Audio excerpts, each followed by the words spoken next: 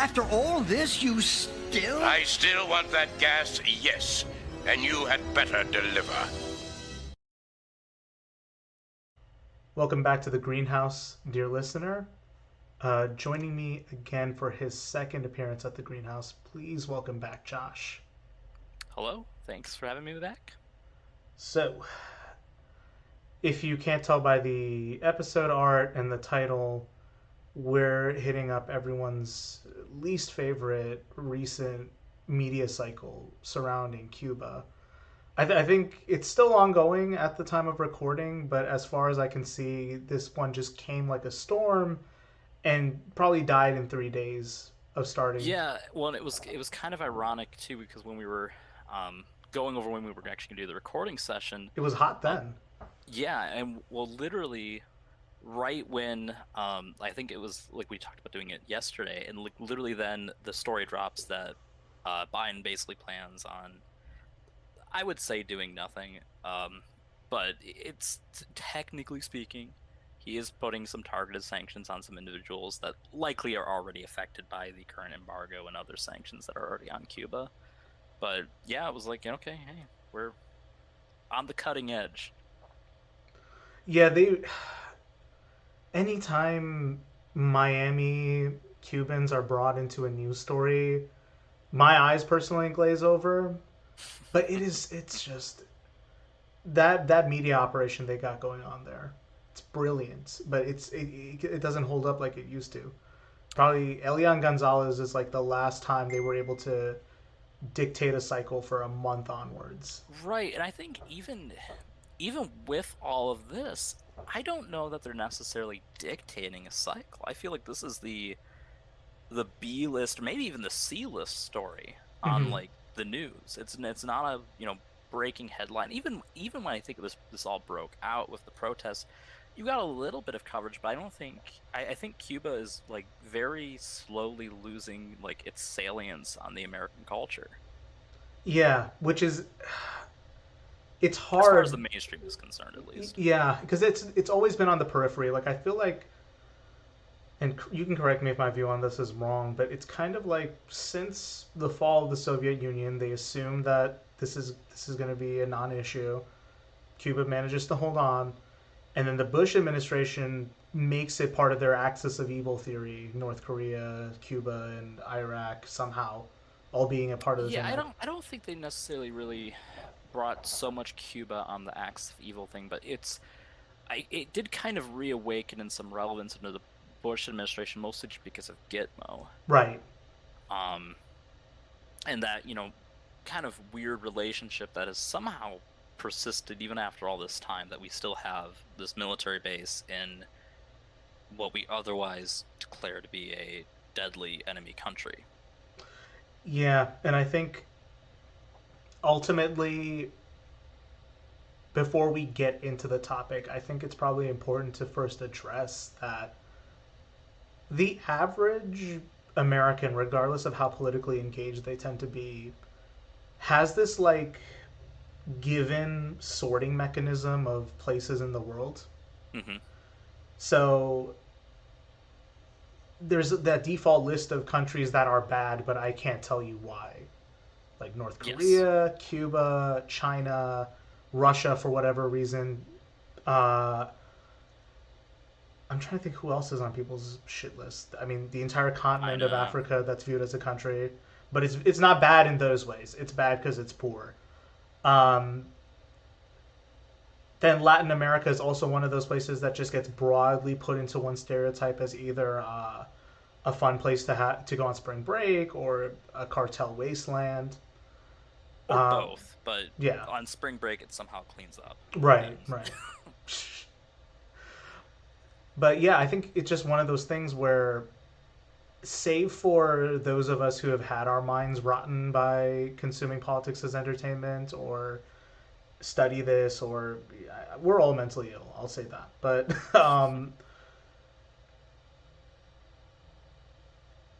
people just assume, oh, okay, this country is doing something bad. I'll just do the obligatory post, and then 3 weeks later, it's out of their minds like a goldfish. Like every other issue, there's no salience yeah, in anything really. well, and it's kind of interesting because I think I think it's a phenomenon that very much shapes how Cuba is viewed today by the public at large. Because you kind of mentioned where there's these countries that we just have this vague sense, like, they suck, they're bad, like, we hate them. We don't necessarily know why, but I've been conditioned to hate them. And we often talk about, I think incorrectly, when it comes to political behavior, that people have very short memories. That an event happens, they forget about it. But Cuba very much demonstrates that, mainly a couple episodes of major hostility, Cuban Missile Crisis probably being the first one to come to mind, and maybe if you're slightly more Which, aware, again, no one our age knows what happened. Right. Well, I mean, I'll have more to say about that in a little bit, but about the missile crisis specifically. But it's one of those things where it's like, we know this event happened. We know that. I mean, and I guess there's the communism thing too, but the whole communism angle. We know that's bad because 40 years ago there's a bunch of countries that had that label, and they were all our enemies, right?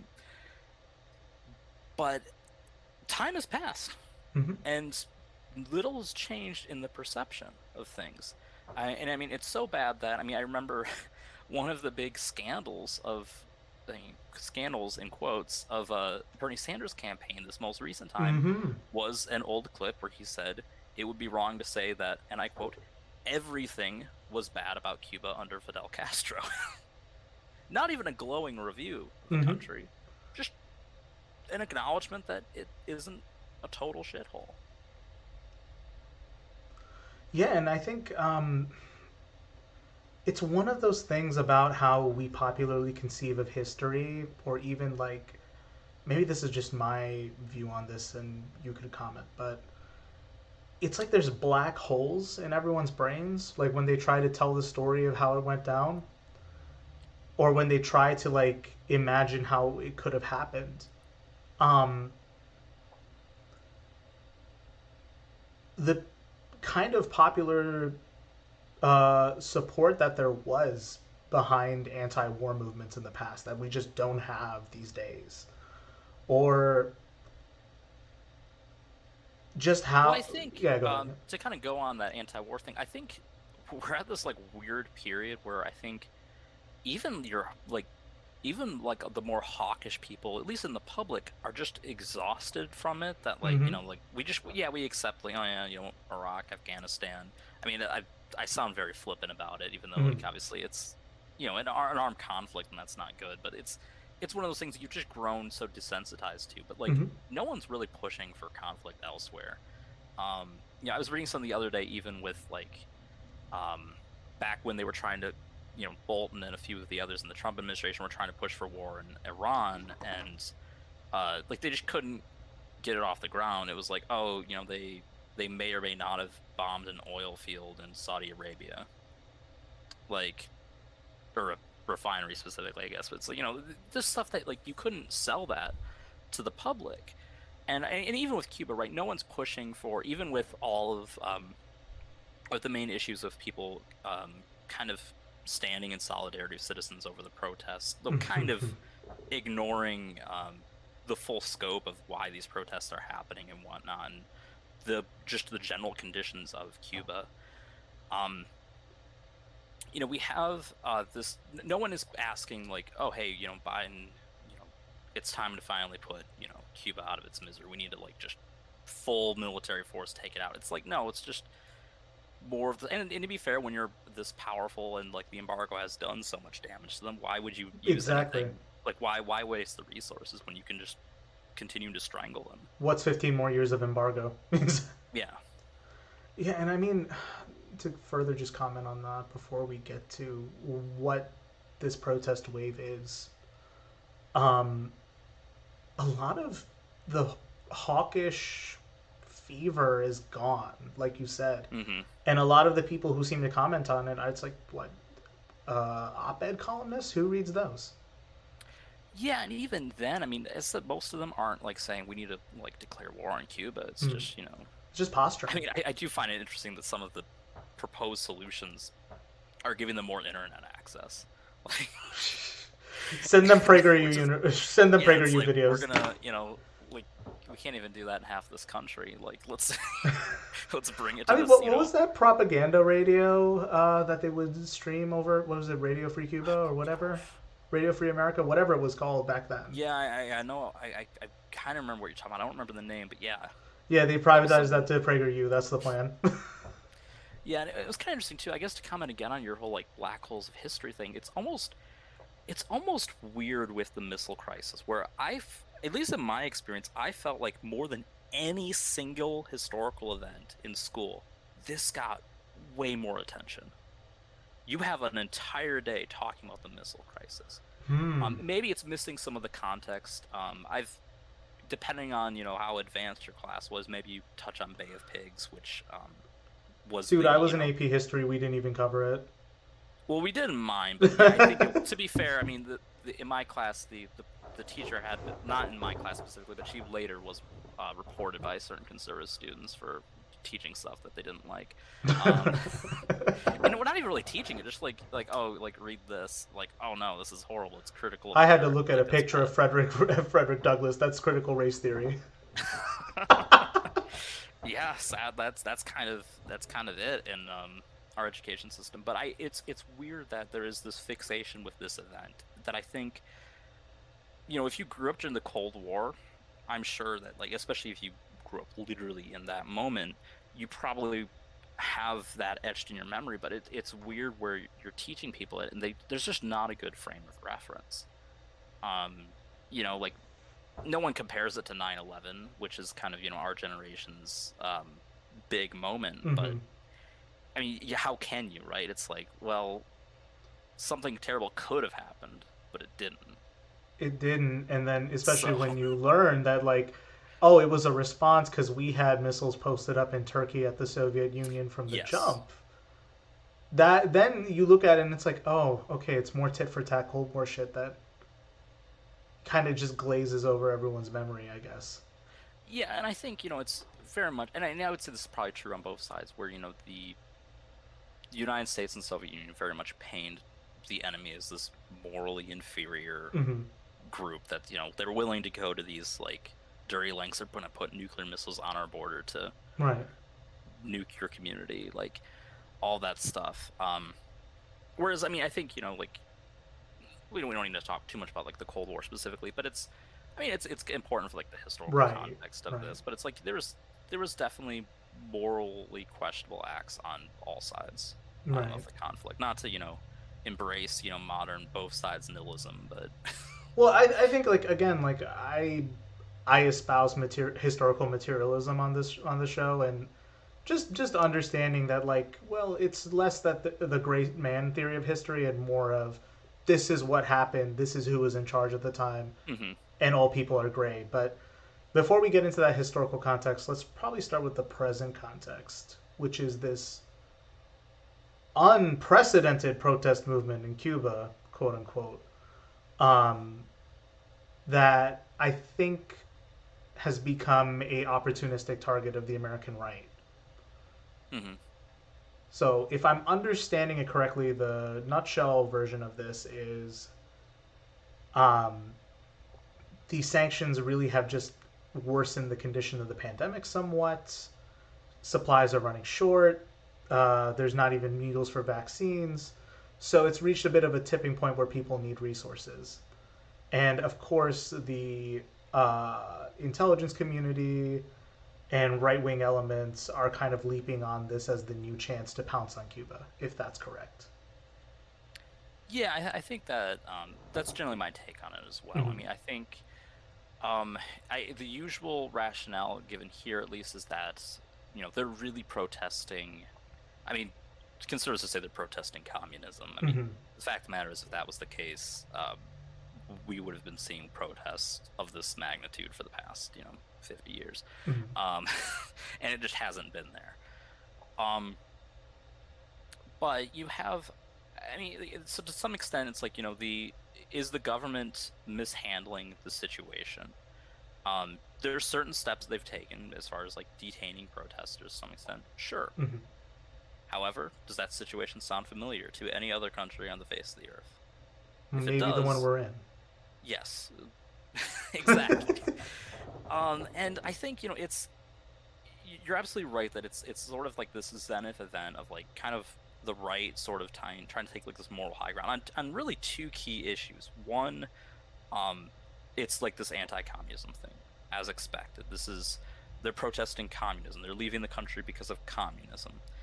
The reality is, food shortages, supply shortages, etc., can happen under pretty much any given Hmm. circumstance, on any government circumstance, right? It's really tied to other economic conditions. Um, Blaming it just blanketly on like communism as a structure. I mean, like China seems to be doing fine. I mean, they were doing so well they engineered the virus, correct? I mean, that's um, joking, of course, but to clarify that for listeners. But and then the other thing is they're taking this kind of weird high ground on immigration. Particularly, they're frustrated with the fact that we're not just blanketly allowing every Cuban refugee into this country. Um, And that's an interesting point because the overall Biden administration response to this is rah rah Cuba, but don't come over here. Don't come. The Kamala Harris "don't come" line still yes, stands. yes. Please don't come. Um, but it's fascinating things because they're saying that like, oh, we have open borders except for people like refugees fleeing from communism. And like when you really think about it, like just with the slightest level of critical lens, you're basically arguing that the economic structure of this country is pushing people to leave.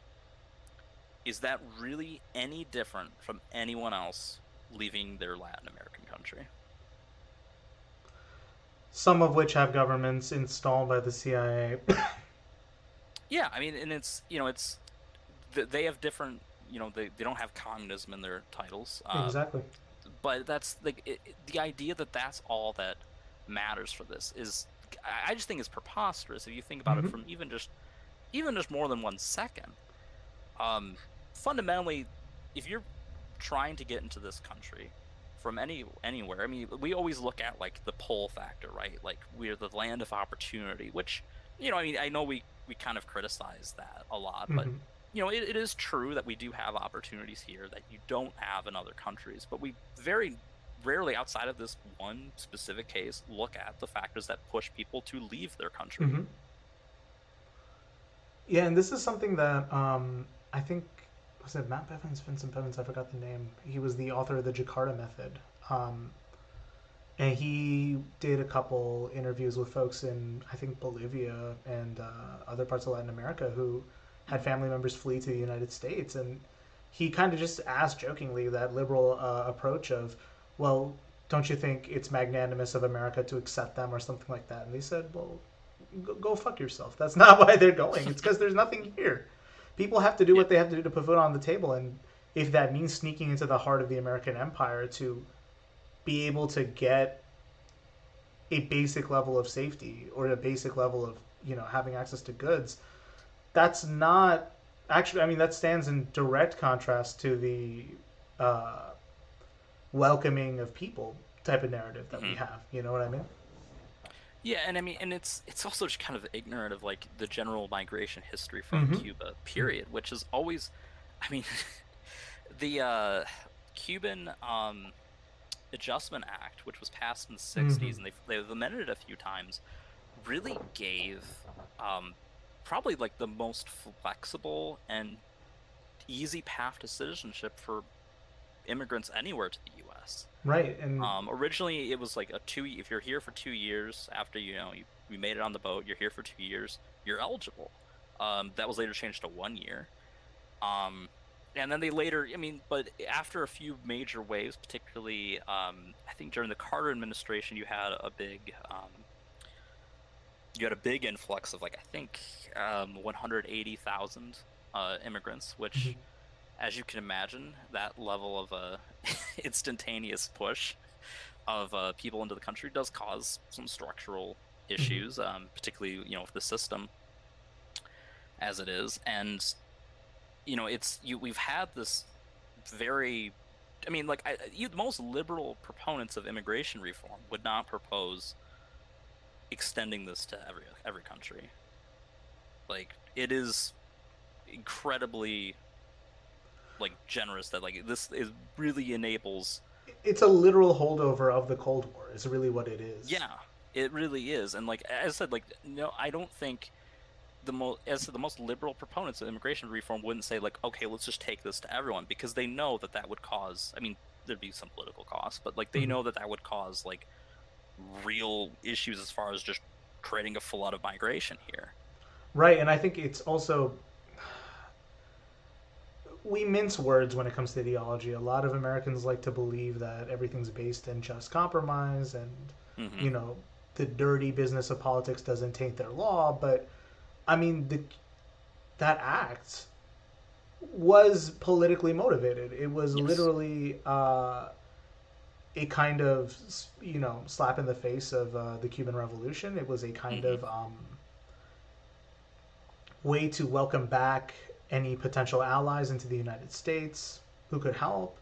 It was kind of like manufacturing consent for America's policy for Cuba in that sense. Yeah. But I think what it goes to show is like America's real. It doesn't really know how to live up to the sold reputation of welcoming immigrants. Hmm. It's more of who's politically expedient for me to welcome into the country today, and it's always been like Exactly. that. It's Yeah, always I been mean, like you that. can chart that back very far, and like usually it's more about like fat manufacture the laws to prevent certain people from Mm-hmm. getting here. But yeah, I mean, any time that it's been lightened for a given group, it's always tied to what's practical politics. Um, and I mean that was signed yet like literally like a few years after the missile crisis. Um, CIA is still trying to assassinate Castro at this point. Like, He's dead. They're still trying to assassinate him. They're finding a way to resurrect him so they can really do the assassination operation they wish they could do. I wouldn't be surprised if I they just would. like dug up his grave, put like attached some electrodes to him to like bring him back to life for a few minutes just so they could kill him. Oh my god, they would. They would. Oh boy. Really sorry to admit this. I gotta go pee, so let's take a quick break, and then we can probably come back in with the history of the Cuban Missile Crisis and the embargo. All right, sounds good. All right. Many hours later. The embargo seems to be the least understood aspect of what's going on. And I think it's really among people who have a half baked understanding of the issue where it's either you'll have people saying, well, this is because of the embargo, or you'll have people say, well, you can't blame the embargo on everything. But I think to the lay observer, there's very little understanding of how sanctions and how the United States can exert economic control. So for the Yeah. audience, could you break that down? Yeah, so basically, I mean, the embargo was put in actually before the missile crisis, shortly after the Cuban Revolution, particularly because when Castro took over, he had also kind of seized a lot of American assets that happened to be in Cuba, particularly business and economic assets that were owned by people here, a lot of actually criminal organizations too, that were pushed out of Cuba. Mm-hmm. Featured in The Godfather Part 2, Mm-hmm. for those who remember that plot line in there. But yeah, so you have the embargo was put in place after that, and basically it prohibits almost any export to them besides, I think technically food and medicine is allowed. Not that they necessarily get a ton regardless, but I believe that is technically allowed under the embargo, which kind of explains. I know a lot of people have used like as a explanation of how backwards Cuba is like they have all these cars from like the 1950s. Well, it's because they haven't gotten any new ones Mm-hmm. since the 1950s, because they're not made on Cuba. They're made, well, kind of made here, um, Mm-hmm. more so made elsewhere. But you get my point. And obviously, when you're not getting that influx of goods and whatnot, I mean, they were kind of kept.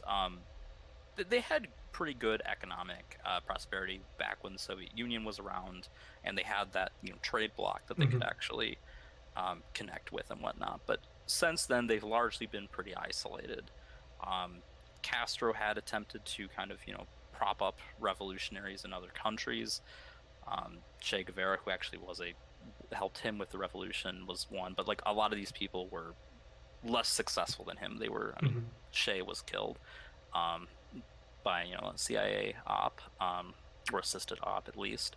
But beyond that, I mean, that's very, they're largely isolated because their efforts to kind of extend to other groups or the groups that they were already part of are gone, which has obviously kind of led to this very limited economic capacity.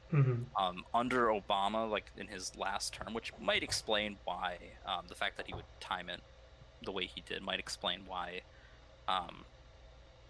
it was kind of put back in place, and why there's not really a widespread call to end it, to be honest. Basically, he kind of acknowledged the inhumanity of it, because it is sort of it's required their culture to kind of stagnate. Their economy is definitely stagnated because they're innovative enough on their own. They're actually the only Latin American country to produce their own vaccine for the coronavirus. But when I think generally people fail to really realize just how integrated the global economy is these days, outside of countries like Cuba and some others, and how much that really spikes the innovation that we see on a lot of things. So they've largely not really had that. Yeah, and it's, I guess in more simple terms, like, it is a modern day blockade of Cuba. Yeah. And I mean, functionally, like, nothing can really get in or out. And that's something that was popping up in some of this discussion, is that they were able to independently create their own COVID vaccine, but due to certain factors of the embargo, can't even get the needles in to administer the vaccines. So yeah, and that was even, I mean, a debate here as far as just handling the coronavirus, where there was the debate over who's really responsible for giving you the vaccine. Is it Trump or is it Biden? And it's like, well, Trump, it's true that Warp Speed did give you the vaccine, but it didn't give you any means of actually distributing it. That was completely unplanned by the administration, the prior administration. So that's why not having like these basic essentials, which I think people just don't think about, right? That they don't think that the vaccine is like this multi-step process. You need the materials for the vaccine, you need the needles to actually administer it, you depending on the one, you need the proper storage facility for it. Yeah, and it's one of those things about how consumption in the supply chain is so invisible, especially to American consumers, that how things work or why things like shortages like occur, like it never occurs to anyone. And the first time people are starting to have the gears click is in the quarantine, in the pandemic, where all of a sudden Taco Bell potatoes are what's like triggering this for people. Right, yeah, or even I mean, there was that whole like that microchip shortage, which affected everything, right? Like cars, game consoles, computer parts, etc. Where like people kind of just, I think that is when people are slowly starting to realize, like, oh hey, like this one tiny component that is essential. Like if this one part of the supply chain gets screwed, the whole thing is screwed. I mean, there was a shortage of Clorox wipes at the start of the pandemic, like stuff like that. And that's really what my whole focus is on this. Is I think we're probably going to have to dip back into some of these topics, in a bit of a random pace. But I think what seems to be the response from people who are choosing to have a response to this, first and foremost, is people trying to get ahead of their critics by having to preemptively denounce the Cuban government before they say anything, which is, it's one of those things that I think is just out of anyone's scope to denounce any government other than their own. How could you possibly know what's going on anywhere else, even if the news media is trustworthy? Well, sure, and I think there's this weird American mentality almost where it's okay to denounce any government but your own. I mean, you could denounce like particular people, right? But if you like kneeling for the anthem or any number of things is this horrible, terrible thing that must be can't go unpunished. But it's totally fine to complain about other countries, and I think that kind of that ties into the Black Lives Matter's organization's response to this, where they didn't decry the Cuban government. They called for an end for the embargo, and I mean, maybe to their to their detriment, they said they believed in the Cuban right of self-determination of their own Mhm. government, which, you know, not the easiest thing under their current circumstances, because it's not a very democratic society. But to be fair, I Mhm. mean, it's not like that was something that like was new under the revolution. I think that's something that people. And it's like it's not a democratic society as opposed to whose. Right. I mean, I think most, at least by like Western standards, Mhm. it's not considered. Elections aren't considered free and fair. Mhm. There's a lot of metrics that they do fall short of. Mhm. But at the same time, I mean, it's not like they really put down civil unrest to like a serious degree. I mean, you were seeing a little bit of that here, Mhm. but not totally like full on brutality, like tanks on the streets, Mhm. people are dying. There's no Tiananmen Square moment. Um, which and it's actually fascinating because I did know one of my former professors actually mentioned that he went to Cuba. I think it must have been shortly after Obama had lifted Mhm. kind of a lot of the restrictions, and he was there, and he was really fascinated like how much like it contrasted from here as far as like the police state aspect, Mhm. where he didn't feel it there, but he definitely felt it here.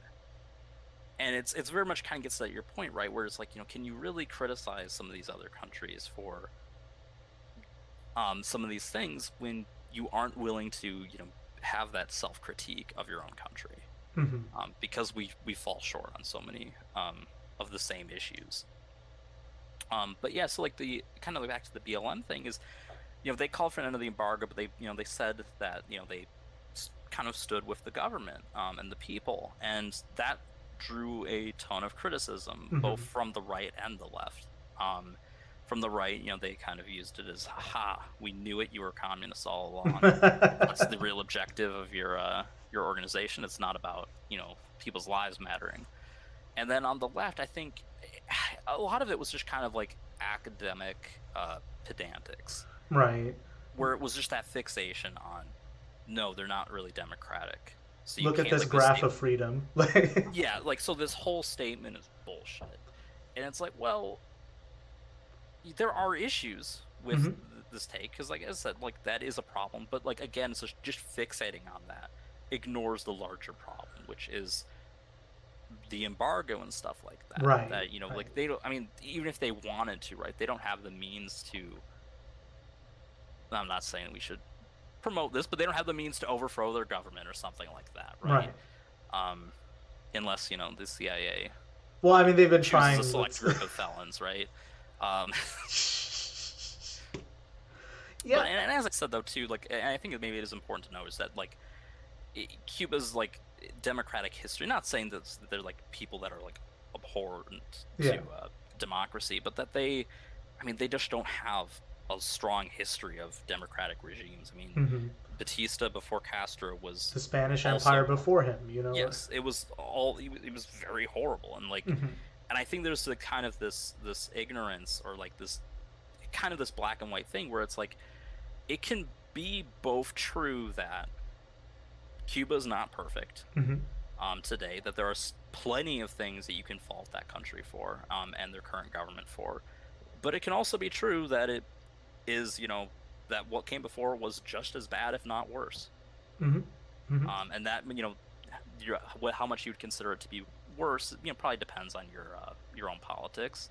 I mean, personally, I would say it was probably worse, but Mhm.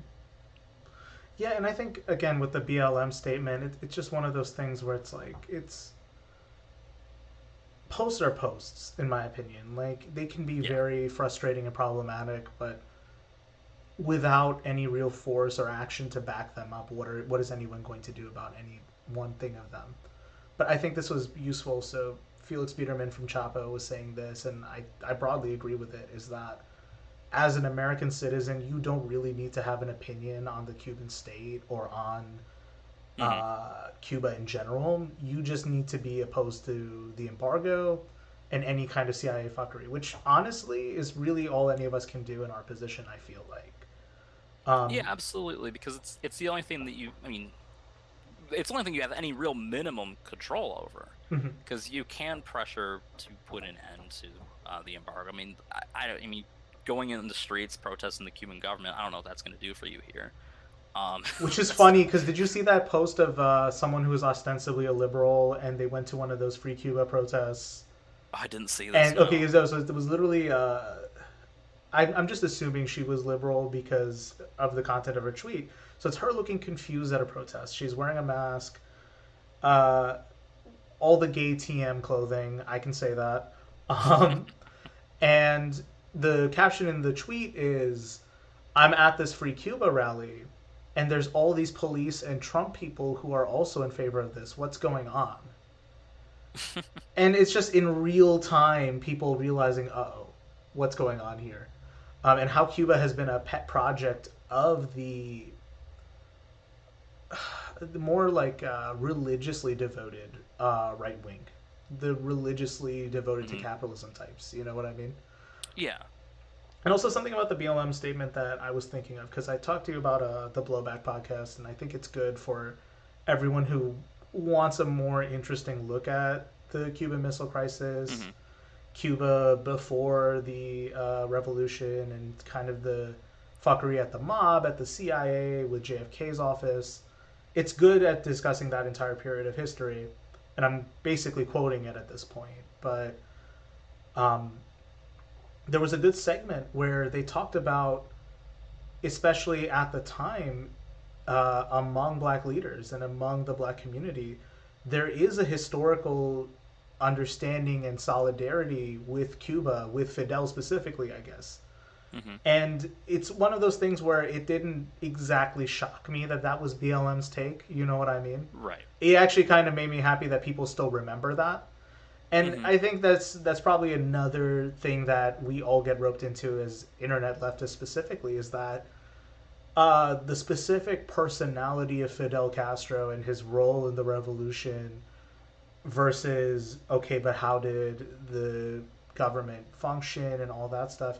And these are dry minutiae that you can hide any American political argument into. That, oh, this is a repressive regime. Oh, it's actually more banal than that. What have you. Right. And it's just one of those things where it's like BLM statement ultimately was, it was very vanilla for what I thought it was. Right, but you know, I mean, anything that organization does is going to be controversial to the right group. Exactly. But yeah, I mean, yeah, I kind of agree, and I think it was. I mean, I have seen some criticism that like, and again, it's sort of, again, kind of going back to what you said about you can really criticize another country when you know live in one that kind of does sort of the same things. And I've seen some people criticize that. Well, you know, there was some solidarity between Castro and some of these, you know, black rights organizations, civil rights organizations, etc. But at the same time, it's like there is still a kind of complicated racial history in Cuba, which totally fair point. Again, though, it's like we have stuff to fix here first on that front before you can really say that, like, well, you know, you can't really take their side because they also do the same things. And again, I mean, you're right. Like, it was a pretty vanilla statement. Was the most politically wise statement? Who knows? But I think increasingly, and I kind of alluded to this a little bit earlier with Obama when he lifted the sanctions was like right at the end of his term. He is a lame duck. He has no elections left to win, as he famously declared in his State of the Union address. And it's kind of like it feels almost cowardly, right? It's almost like, you know, with those pardons, right? You sign all your I would say it pardons is, but on your way out, right? And I get it, but at the same time, I don't think we're really at the state where you need to bait all of this like anti-Cuba stuff anymore. I think it's all this effort to kind of, you know, win Florida. But frankly, I mean, the block of voters who care about this stuff in like the very anti-Castro, anti-Cuba sense are a block of voters who Democrats haven't had any success with pretty much since JFK. And it's one of those things that I've touched on this in other episodes, and I guess I could maybe loop it back in, is just these kind of excuses that get made by Democratic Party leadership of, well, we need to reach out to this demographic. I mean, that got deployed in the 2020 primary, where it's, well, For sure. Bernie's going to risk us in Florida, so we got to run Biden. Yeah. And Biden did shit in Florida that time too. So yeah, and that was the entire framing of that. It was like, well, we can't possibly put out a candidate who said these like vaguely positive statements about Cuba because he liked their healthcare and education system. So like, you know, we have to regain Florida, and again, they lost Florida by a pretty decent amount. And I mean, again, it's like one of those battleground states, and like this is probably another topic, but still, it's like we treat these battleground states like they're kind of static over time, that they're always battlegrounds. Except in 2016, Michigan was considered not a battleground until it lost, and then now it is a battleground again. right. So it's just a lot of bad takes from political strategists, I think. Yeah, I mean, we're seeing the entire. The Nate Silverification of political academia is really something to look at in real time, and just how, as a doctrine, I don't think it's like, oh, cancel political science. That's not what I'm getting at, but it's more like, I hope not. No, again, I've invested too much of my mind palace into this, but Well, right. I mean, as someone in political science, I hope we're not going to cancel it. no, I mean, again, it's just I do have like certain worries about academia and who constitutes the academy right now, but I think Sure. there's a serious myopic tendency lately among that strata of people, among the loudest voices in it. And it's been proven wrong with Trump getting as far as he did, that like, okay, this is a class that is really behind on its assumptions.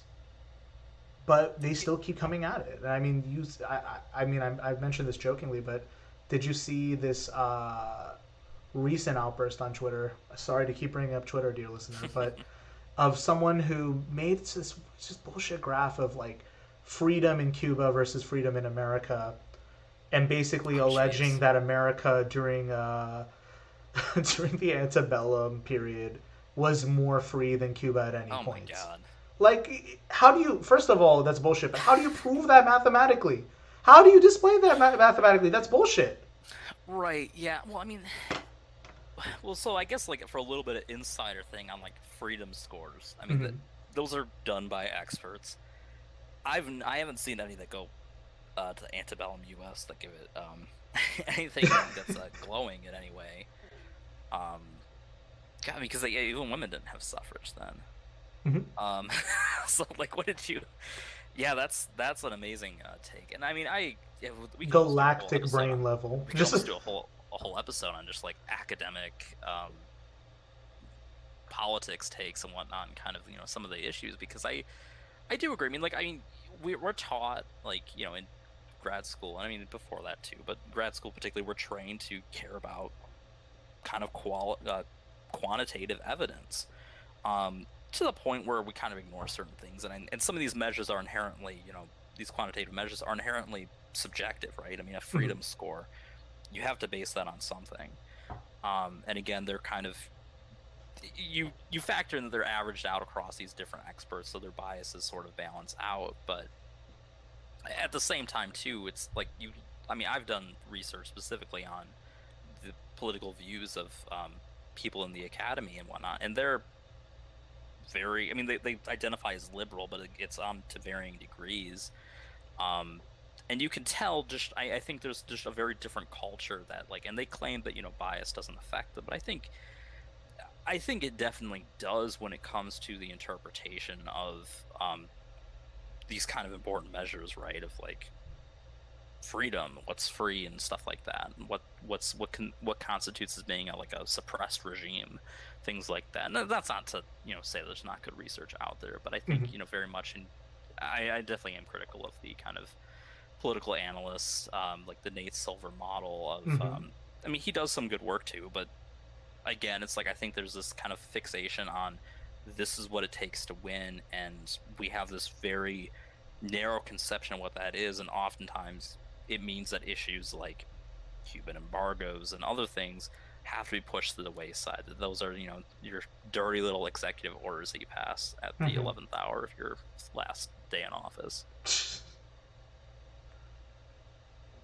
Yeah, I think that's a fair way to put it.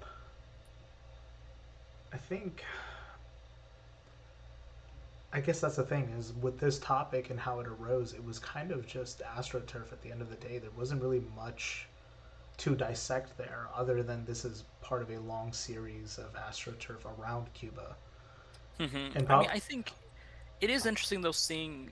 really, it's more about the response. I think, particularly for us, like, the American response to this event, because I think you are seeing, like, one, as I mentioned, like, there's just way less salience. I think I think by and large, the average person, if there was a news story that hit that Biden lifted the embargo, they'd probably be asking, what the fuck is that? They'd have no clue. And then the other thing is, I think, you're starting to get a little bit more, not a ton, but I think you are getting more nuance to this discussion. I think there is more support, maybe not enough, to kind of normalize relations between our countries. Yeah, I think really the only other place we have left to go with this is probably just a quick deep dive into the actual missile crisis. Sure. And then I wanted to pick your brain about JFK theories, since I figured it would be germane to the topic. Yeah. So let's probably start with the fact that what people seem to neglect in their retelling of Cuba is pretty much that we wrestled for it from Spain and made it our colony. Yeah. And that's very, very poorly understood, I find. Like, most people's introduction to it was AP history, which after the curriculum degraded in, 2016? I'm not sure if kids learned that anymore. And that was... I didn't even necessarily learn about Cuba per se. I think we learned about Cuba in the context of Teddy Roosevelt and the Rough Riders. Right, yeah. You usually learn about it in the context of some American historical event. You have Teddy and the Rough Riders. Not so much Monroe Doctrine, but there's stuff like that where it'll come up. And of course, if you're in an AP US history, that's makes sense. But even world history, it only really comes up when it starts interacting with these bigger players. Yeah, it wasn't until I think I picked up it was an addendum to A People's History by Howard Zinn, and I think it was like an animated anthology or something like that. Okay. So it was like a different comics based on what Howard Zinn had in certain lectures. And I think at one point they did mention Cuba in one of them, and I think it was the rise of Batista and people who worked under Batista, and the kind of intense extractive nature of how America was pulling sugar out of Cuba was one of the stories, and how one of the guys emerged out of that environment. Well, that's also entirely why Guantanamo Bay exists, is it's during this period where they are kind of our, if not a colony in name, at least like a proxy colony, where we are pulling resources from them. We have a naval base there, things like that.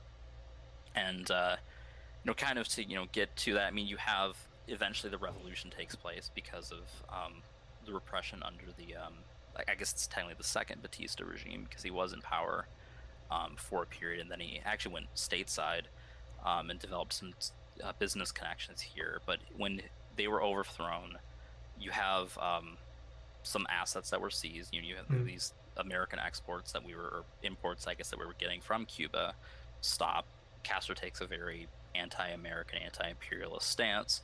So naturally, we respond in kind and try to kill him.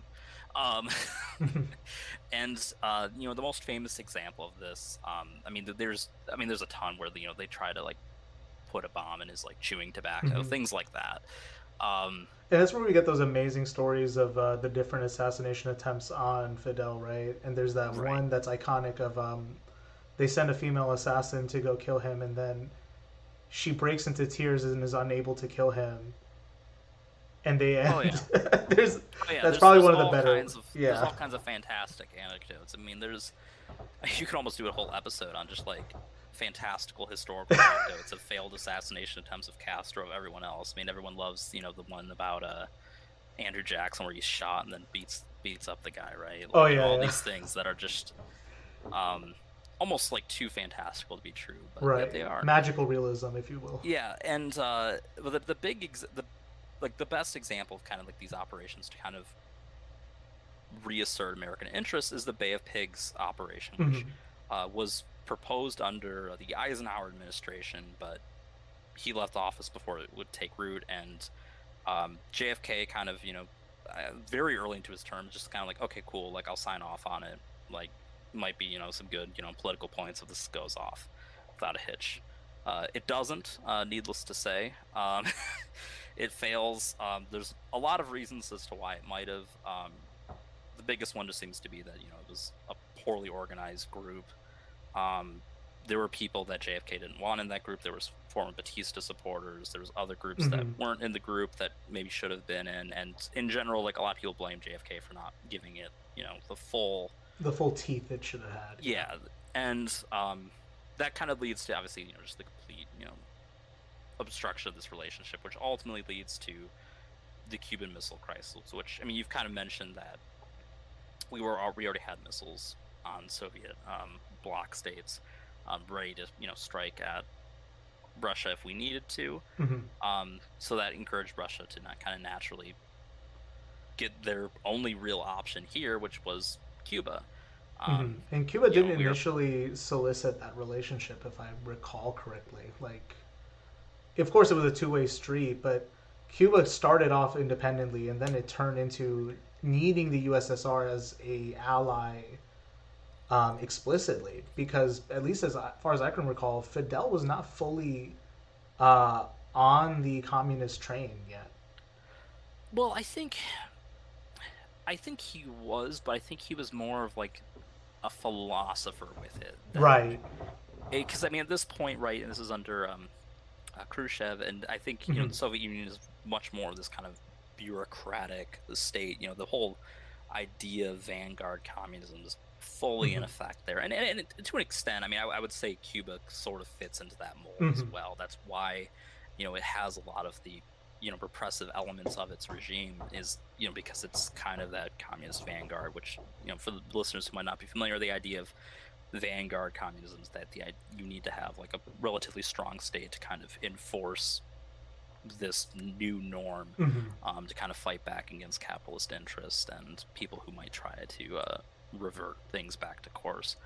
But yeah, I think his relationship with Russia was always kind of out of convenience. It wasn't really I don't think they necessarily had a ton in common, and I think strategically, like the location of Cuba being the closest you could really hope for a Soviet state to the United States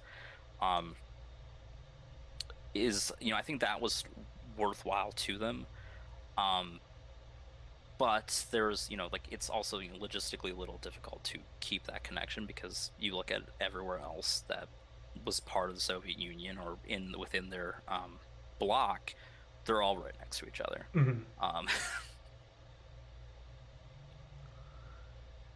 Yeah, and it was broadly, I think, the failure of the Bay of Pigs and broadly even Operation Mongoose didn't succeed, which was the plan of the CIA and contacts in the mob, which is really a nice intersection for conspiracy theory. And I feel like that intersection of the Cuban Missile Crisis, where old Havana and the mob returning to the United States, and the assassination of JFK, I mean, that's the holy trinity of American conspiracy theory as we understand it in the present.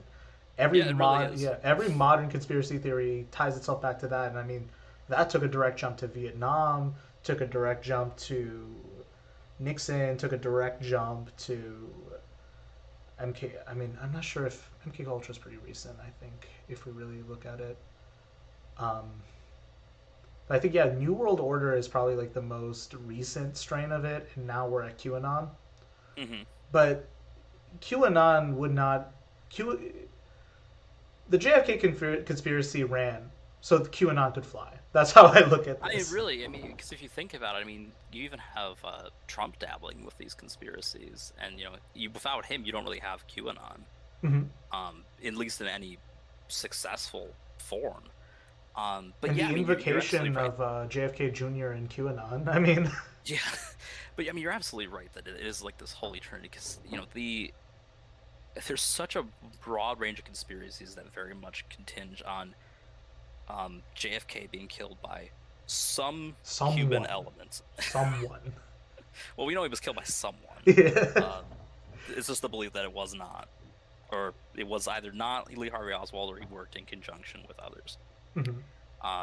Generally, I think like the worst one, which doesn't really tie into Cuba at all. I think the worst theory is that LBJ did it. It doesn't really make a whole lot of sense why anyone would want to enable that necessarily. It only makes sense insofar as how much the person with that theory believes that LBJ was a powerful enough force. And they like to cite that he was kind of a strong man in the Senate and would wave his dick around, literally and figuratively, but look that up. Oh, I know. Yeah, for the listeners. Also, look up a phone call of LBJ ordering a pair of pants. And I need 2 inches in the back so I can fit some from a bunghole. Yes. True line.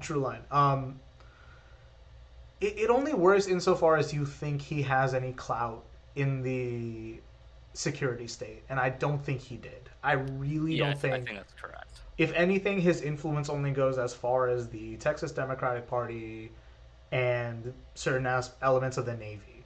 And if you want to go in the Navy intelligence link, be my guest, but I don't see it. Yeah, I don't see the connection to like security forces and whatnot. But the main theories for like the JFK ones are right. There's the belief that it was retaliation from Castro and the communist Cubans who wanted him dead. They've fervently denied it. Castro in particular has said that the U.S. backlash for that would just be like why would he do that? It'd be basically committing suicide. And that's something I wanted to bring up too in our retelling, right? Is towards the latter end of the missile crisis, there is documentation to show that there was a genuine attempt by both sides to have a conference between JFK and Castro. And by the time they were ready to make it happen, and there's like correspondence from Castro too saying that he was really excited to meet JFK. JFK in turn was like, and this is where also the view of how people view JFK can affect their retelling of these events. Right. Do you think JFK was ultimately a liberal cynic and was just willing to do whatever it took to be communism? Or did he really think that there was a chance to have some real negotiation with Castro? And if you believe Blowback's retelling of events, which they document these, they cite these communications, I kind of see reason to believe that JFK did want Castro dead at first, and basically once he realized there was no point, was then willing to make peace, and then got his head blown for whatever reason. Yeah, and I think that it just makes the most sense, right? I think very much like when he approved Bay of Pigs, it was just kind of like looking for some quick news headline that'll help his administration and whatnot. I mean, he was very young when he took office, which I think some people tend to forget. Was not necessarily the most experienced politician, and I think he probably was just sort of like why wouldn't I want him dead like everyone else does? But I think it makes sense that he would want to actually negotiate with him. And I guess we should also note too that when the Cuban crisis, missile crisis ultimately ends, through all the negotiation, we agree to take down the missiles in Turkey. Khrushchev agrees to move out the missiles from Cuba. Cuba is pretty pissed because they've been kind of like left in the dust here, where they have kind of lost their own assurance against military strikes, which ultimately never happened anyways, as we kind of well know that just based on the status quo, nothing has changed there that would have involved a missile or military attack. But they were kind of left distraught there. So you could say, again, I guess you could rationalize that could be a motive for them to want to assassinate JFK. I don't think that they did, because like I said, I think the retaliation for that would be pretty good. And I think maybe you're also overestimating their own abilities to carry out a covert op of that level. Yeah, and I don't know. It's difficult to make assumptions about the past about people we don't know. Mm-hmm. But going off of the general tone, and I'm going off of this speech that Che made in front of the UN at some point, was that broadly speaking, their preferred option would be if they never had to interact with the United States at any point. Right. And again, I don't buy the idea that communist forces in Cuba had a actual operation they could execute, even if they wanted to, against JFK.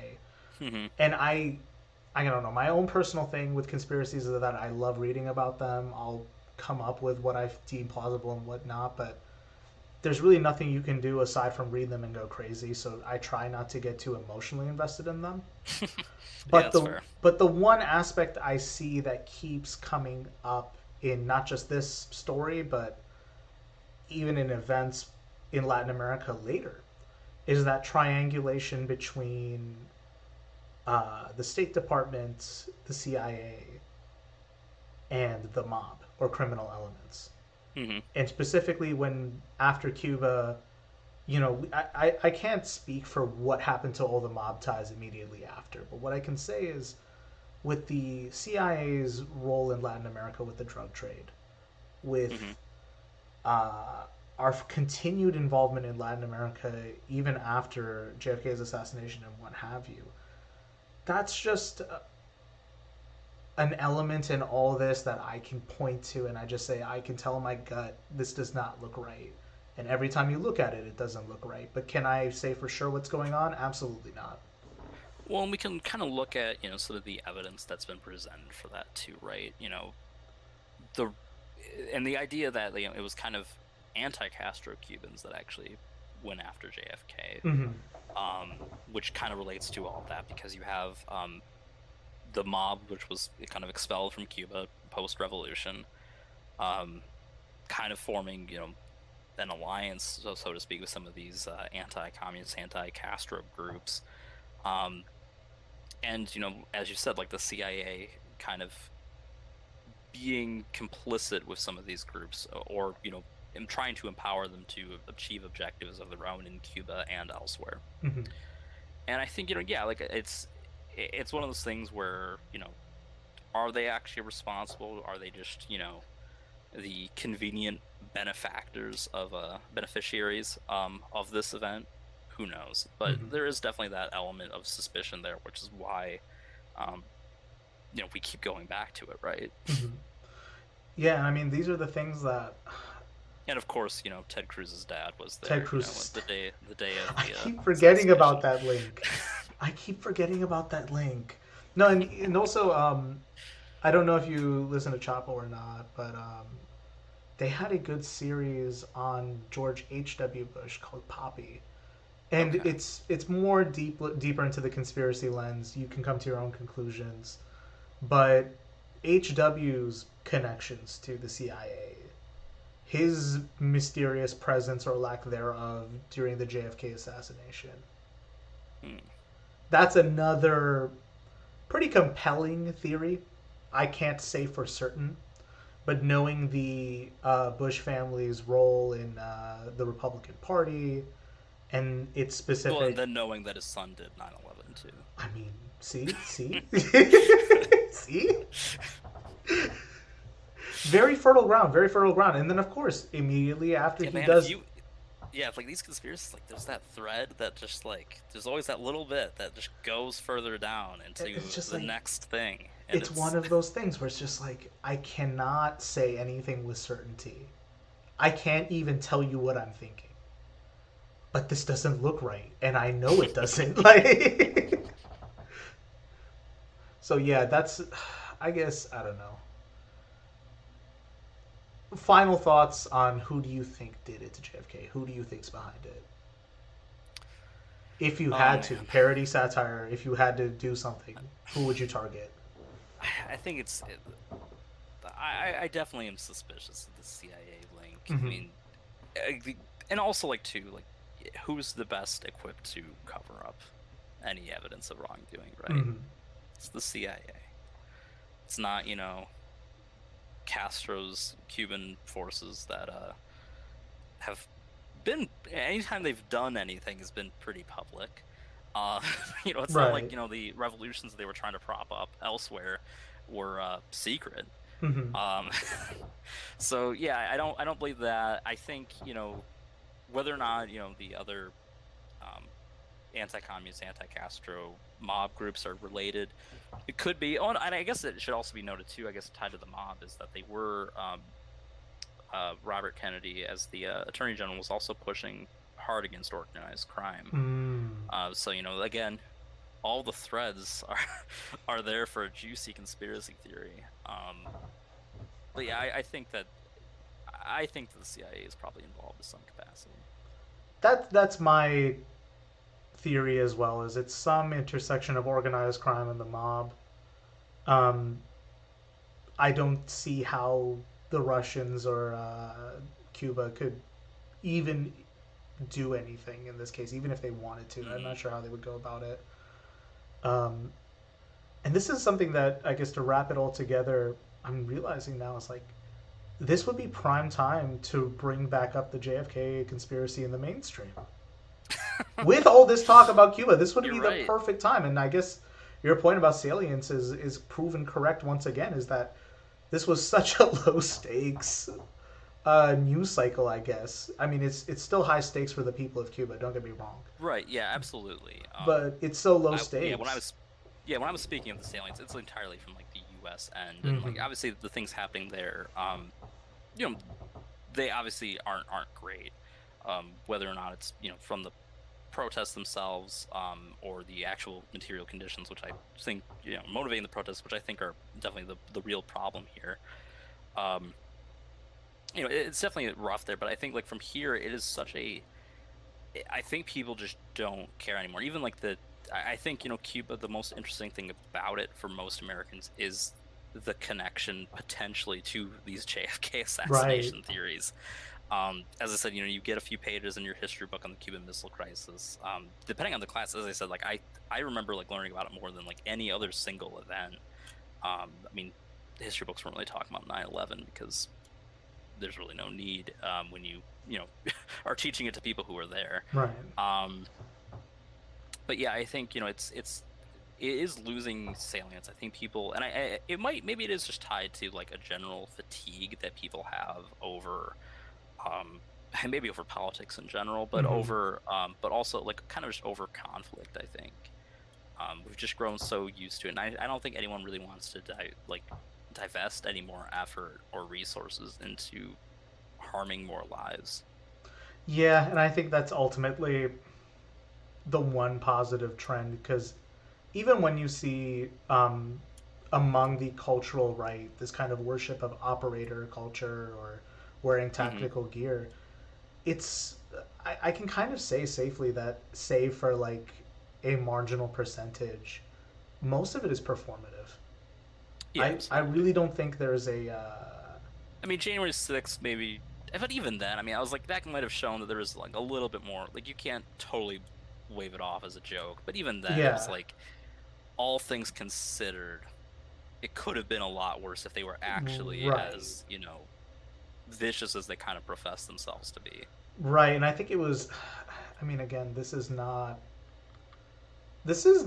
the John Birch Society, more Hmm. vehemently anti-communist right.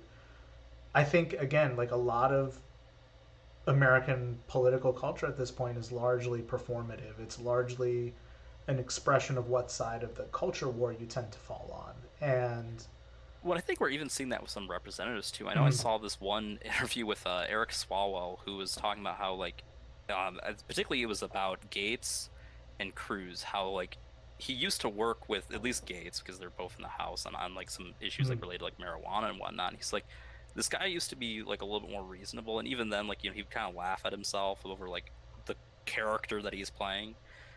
And then like Ted Cruz, he mentioned like when he was there for he was in the Senate bathroom during the impeachment hearings, and then Ted Cruz said, "Hey, I just want you to know you're doing a great job out there."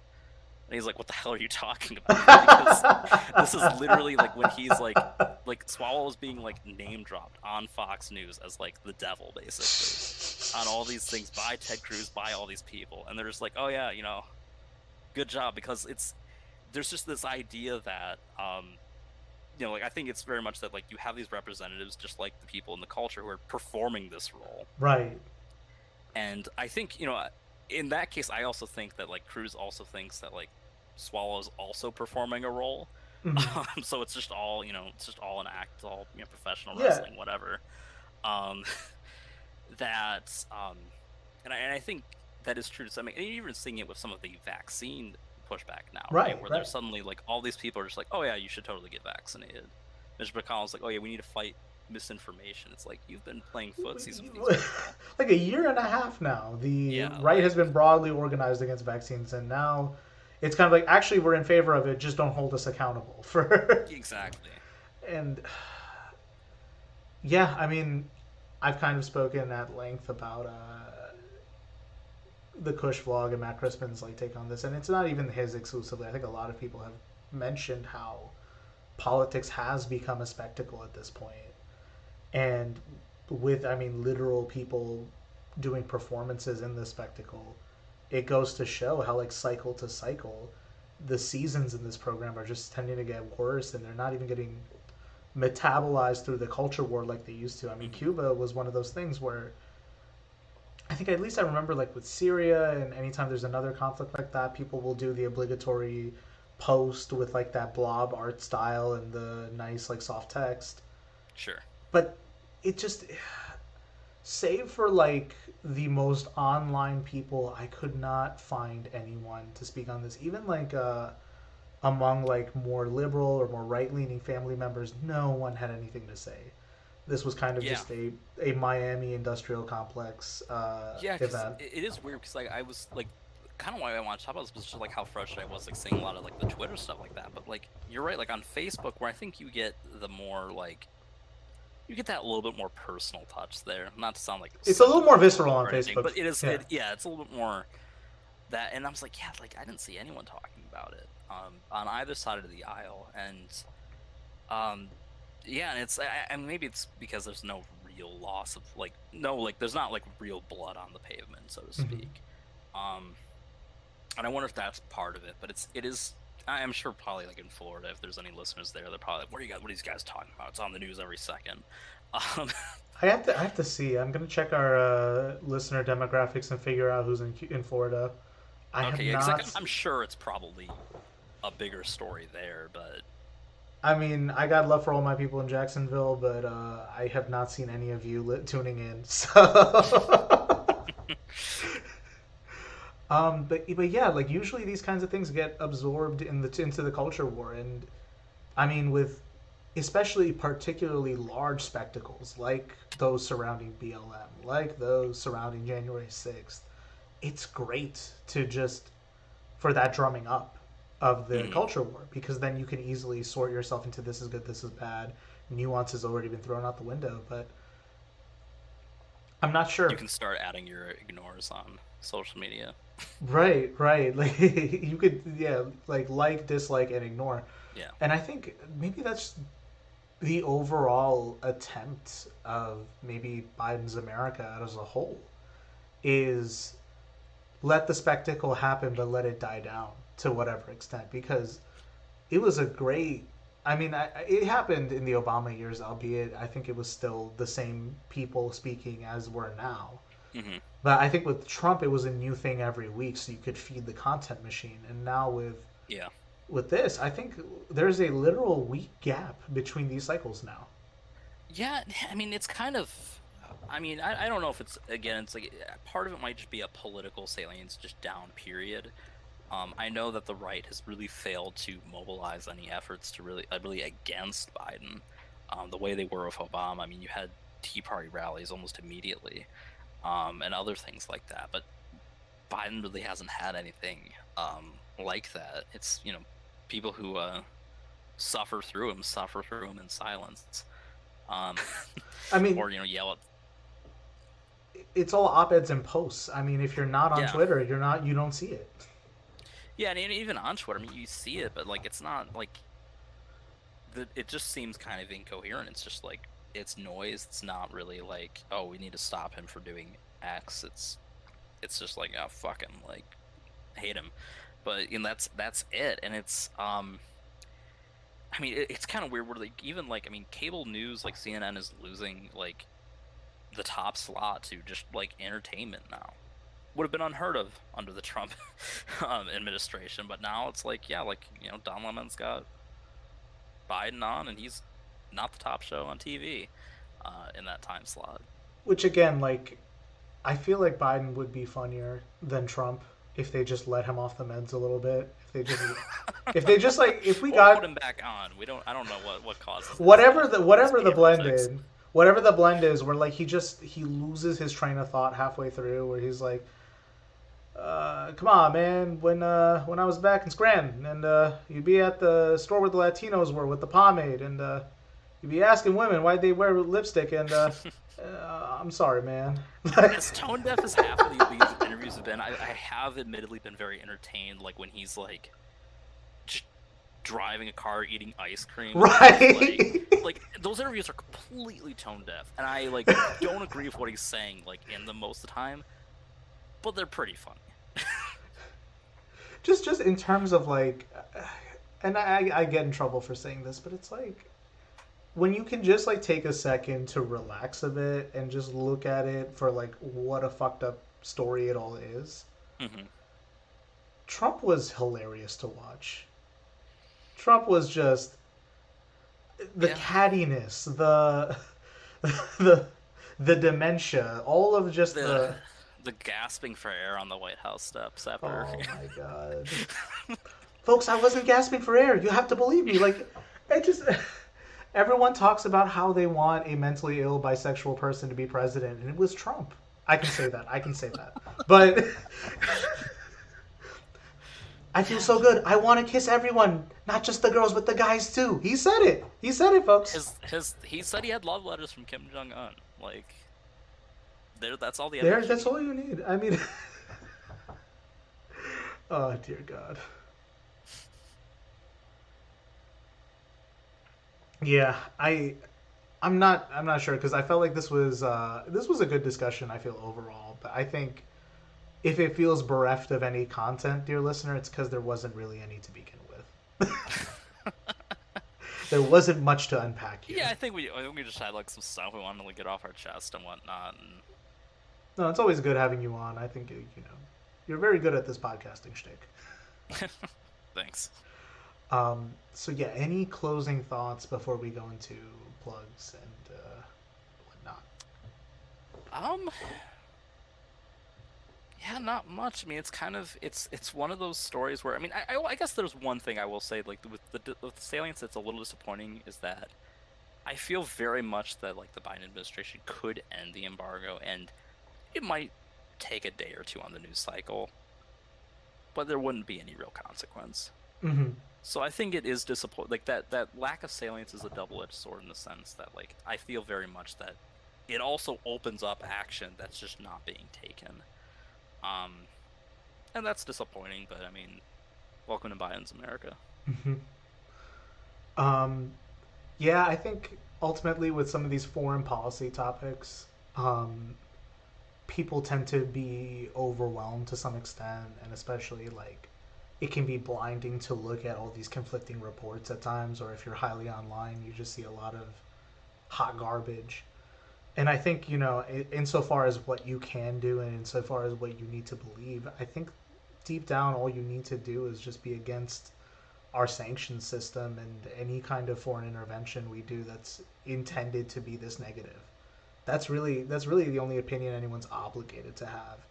And if anyone, what I really feel bad when I see people doing is when they jump in front of themselves to avoid criticism on anything. Mm-hmm. And this is even just outside of politics. Like, I do this a lot as an insecure person. It's like, well, I know I'm a piece of shit, but like, you don't need to do that. You don't.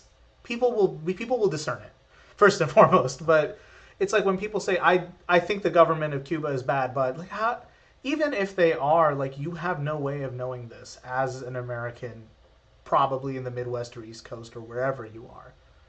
And the situation on the ground is tough to discern anywhere. So, I mean, to put this into context, I mean, you've seen this rise of people saying nobody wants to work anymore. But I think we all have known people in our lives who have been struggling to find work this entire time. So, you can only tell the situation on the ground where you are is really the only good advice I have. And just that's the only opinion you should be obligated to have. You don't need to preface it. Um, and also, I would strongly recommend the Blowback podcast for honestly anyone who wants a little more information on what happened during the Iraq War. In season 1, they cover that. And in their newest season, they cover the origins of the Cuban Missile Crisis, and it ends with the JFK assassination. And there's a ton of bonus episodes coming out where they have interviews from people on the ground in Cuba to people who can comment on some of the historical stuff. So it's a good listen. It has a great soundtrack. It's very well researched and well done. And yeah, highly recommend it, especially because it's germane to what we just discussed. So the show is Greenhouse Gaslighting. I'm your host, Adi. Josh, if people want to follow you on Twitter, where can they find you? I am at Joshua Cost 17 on Twitter. That's all I got right now. There'll probably be a website up on some of my research topics within the next few months or so. But yep, I'll find make me sure at to Twitter. link those. And yeah, you can find us on Twitter at PodGreenhouse. I'll link all our other stuff in the description below. So thanks again for tuning in, dear listener. Till next time, we'll see you at the greenhouse.